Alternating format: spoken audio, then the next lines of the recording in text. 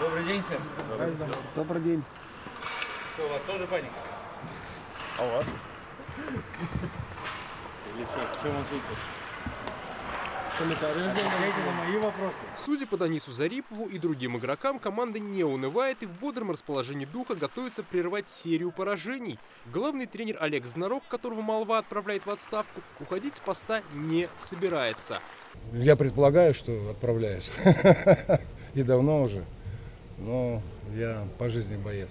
Я не сдамся. Как рассказали на тренировке, накануне состоялась встреча с руководством клуба, и коллективу выдали кредит доверия на исправление ситуации.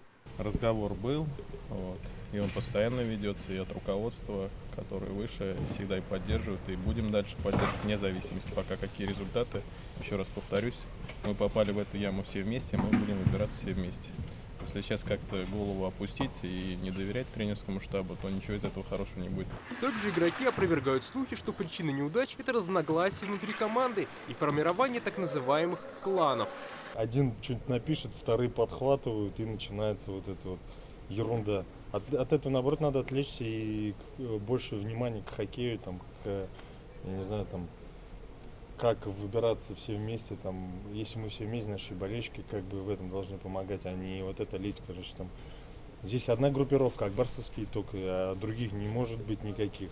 Как наладить игру, в команде уже много мыслей и решений. Одно из них – не допускать нарушений и, как следствие, исключать удаления, а значит, игры в меньшинстве. Штрафы, мы повышаем штрафы, потому что они и так были штрафы. Но Самое эффективное – это рубль. да, по-другому никак.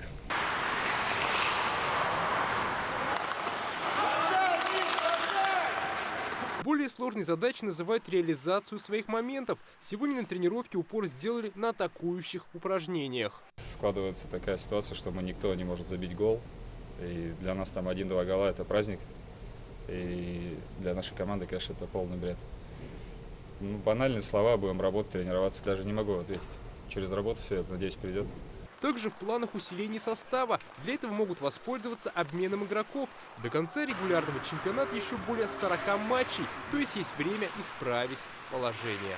Впереди у Акбарса сразу 3 домашних матча. Уже в это воскресенье в гости придут земляки из Нижнекамского нефтехимика. А далее предстоят встречи с грозными соперниками – московским ЦСКА и уфимским Салаватом Юлаевым. Дмитрий Аверин, Ленар Хузахметов, ТНВ, Казань.